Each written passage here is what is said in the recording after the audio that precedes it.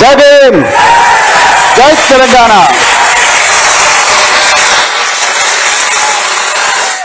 సభాధ్యక్షురాలు సాయి చంద్ గారి ఆలోచనలను, తుపాకీ తూటాల్లాంటి ఆలోచనలను సజీవంగా ఉంచుతూ రేయనక పగలనక రాత్రింబవళ్ళు గ్రామ గ్రామాన తిరుగుతూ సాయి చంద్ గారు ఏ విలువల కోసం బతికారో ఆ విలువల కోసం పాటుపడుతున్న సోదరి రజనీ సాయి చంద్ గారికి, అలాగే నేటి ముఖ్య అతిథి పెద్దలు గౌరవనీయులు మాజీ మంత్రివర్యులు సాయి చంద్ గారిని తన సొంత సోదరుడిగా భావించి ప్రపంచానికి, విశాలమైన ప్రపంచానికి తెలంగాణ ఉద్యమానికి పరిచయం చేసిన మరి పెద్దలు హరీష్ రావు గారు, అదేవిధంగా వేదిక మీద ఉన్న ఇతర సీనియర్ నాయకులందరికీ, మరి సాయి చంద్ కోసం దిక్కుమొక్కు లేని జనం, ఒక్కొక్కరు ఒక అగ్నికణం, ఒంటరిగా లేము మనం,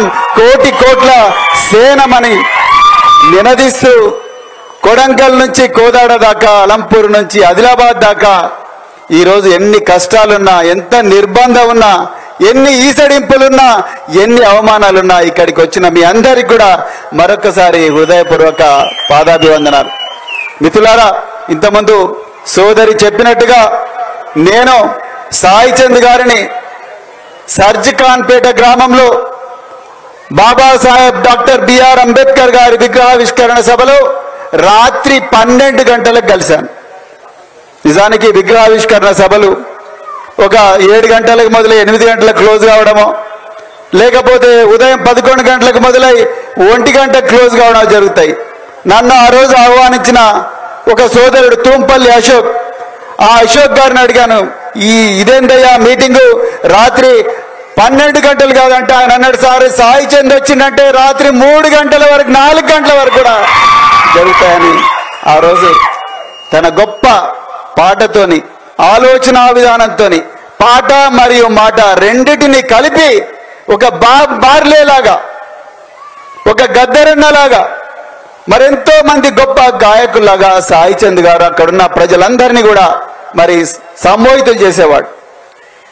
ఆ రోజే అన్న సాయి చంద్ గారితో, నేను బ్రదర్, నేను ఒక ఐపీఎస్ ఆఫీసర్ను, మీరు ఒక గొప్ప భావజాలాన్ని ప్రజల లోపలికి నిస్వార్థంగా మీ పాటతో తీసుకొని పోతున్నారు, మళ్ళీ కలిసి నడుద్దామని చెప్పాను. దాని తర్వాత సరిగ్గా 2 సంవత్సరాలకు ఈరోజు బాబాసాహెబ్ అంబేద్కర్ గారు ఏ చదువు వల్ల అయితే మరి ఎక్కడో అణిచివేయబడ్డ వర్గాల్లో పుట్టి క్లాస్ రూమ్లోకి పోతే కూడా, ఆయన బోర్డు ముట్టుకుంటే కూడా వివక్ష ఉండే రోజుల నుంచి చదువుతోనే కొలంబియా యూనివర్సిటీకి బరోడా మహారాజ్ సహకారంతో పోయి చదువుకొని వచ్చి రాజ్యాంగం రాశారు. ఆ చదువు తెలంగాణలో ప్రతి గ్రామానికి పరిచయం చేయాలని చెప్పేసి జ్ఞాన చైతన్య యాత్ర ద్వారా తెలంగాణలో అన్ని గ్రామాలు తిరిగి చివరి సభ ఇదే పరిగి నియోజకవర్గంలో కులకచెర్లలో మరి ఏర్పాటు చేస్తే, ఆ రోజు సాయి చంద్ మళ్ళీ రాత్రి 3 గంటల వరకు కూడా అక్కడున్న ప్రజలందరికీ కూడా బాబాసాహెబ్ అంబేద్కర్ గారి ఆలోచన విధానం, ఆలోచన విధానం, విద్య వల్ల మన జీవితాలు మారే ఆలోచనలను, పదునైన ఆలోచనలను ప్రజల గుండెల్లో నాటిన ఒక గొప్ప కళాకారుడు, గొప్ప ఆలోచన పరుడు సాయి చంద్. మిత్రులారా, చివరిగా ఒక్కటే మాట చెప్తున్నా, సాయి చంద్ గారు ఎప్పుడు ఒక పాట పాడేవారు, బాబా అంబేద్కర బడుగులకు భాస్కర నువ్వే లేకపోతే ఏమైపోయే వాళ్ళమో అన్నారు. నువ్వే లేకపోతే ఏమైపోయే వాళ్ళమో, మళ్ళీ ఆ మూతికి ముంత, నడుముకు చీపురు కట్టుకొని బాంచాన్ కాలు మోక్తానే బతుకులే ఉంటుండే, కానీ బాబా అంబేద్కర బడుగులకు భాస్కర మా అందరికీ ఒక దారి చూపించినవయ్యా అని రాజ్యాంగాన్ని పట్టుకుంటాడు. కానీ మిత్రులారా, ఈరోజు ఇక్కడ తెలంగాణలో నలుమూలల నుంచి వచ్చిన మీ అందరినీ నేను అడుగుతున్నా, ఇవాళ తెలంగాణలో రాజ్యాంగంలో ఉండే స్వేచ్ఛ, స్వాతంత్రం, సౌభ్రాతృత్వం, సమానత్వం, జీవించే హక్కు ఉన్నాయా? గట్టిగా చెప్పండి, ఉన్నాయా? 2 చేతులెత్తి చెప్పండి.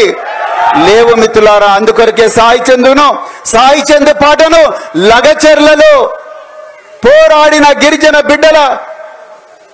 బిడ్డల జీవితాలు, గిరిజన బిడ్డల తండాలు ఇవాళ సాయి చంద్ పాటను కోరుకుంటున్నాయి. ఇవాళ కాళేశ్వరం ప్రాజెక్టు సాయి చంద్ పాటను కోరుకుంటున్నది. గురుకులాల్లో కేసీఆర్ గారు ఎంతో ప్రేమతోని, ఎంతో దార్శనికతతోని వేలాది గురుకులాలు పెట్టి లక్షలాది మంది పిల్లలను దేశ సరిహద్దులు దాటించి ఒక గొప్ప విద్య ఇవ్వాలని చూస్తే ఈరోజు ఆ గురుకులాల్లో నిన్నటికి నిన్న హైదరాబాద్ నగరం నడిబొడ్డున ఇంటర్మీడియట్ చదువుకోవడానికి వచ్చిన విద్యార్థి నిరాశ నిస్పృహలతోని సూసైడ్ చేసుకుంటాడు. అంతకన్నా ముందు మంచిర్యాలలో ఇంకో డిగ్రీ కళాశాల అమ్మాయి సూసైడ్ చేసుకుంటారు. ఆ విధంగా 90 మంది బిడ్డలు ఇప్పటికి చనిపోయారు. ఈరోజు తెలంగాణలో తరగతి గదులన్నీ కూడా సాయి చంద్ పాటను కోరుకుంటున్నాయి. మిత్రులారా, మళ్ళీ రా సాయి చంద్, మా జీవితాలను రక్షించు, మా జీవితాల గురించి, మా మోడు వాడుతున్న జీవితాల గురించి ఈ ప్రజలకు చెప్పంటున్నా.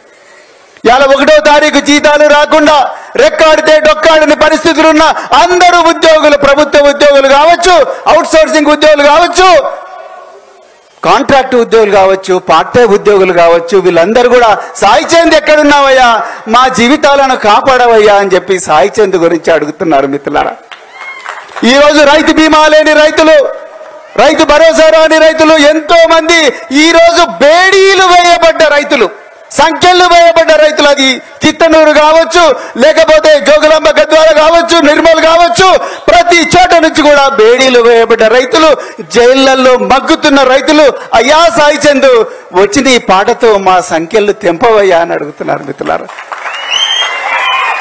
ఈరోజు తెలంగాణలో ప్రతి గల్లీ, ప్రతి ఊరు, ప్రతి తండ, ప్రతి చెట్టు, ప్రతి పుట్ట, ప్రతి రాయి, ప్రతి రప్ప, ప్రతి చెరువు, ప్రతి ప్రాజెక్టు, ప్రతి వాగు, ప్రతి వంక ఈరోజు సాయి చంద్ పాటను కోరుకుంటున్నది. మిత్రులారా, మనం సాయి చంద్కి ఇచ్చే గొప్ప నివాళి.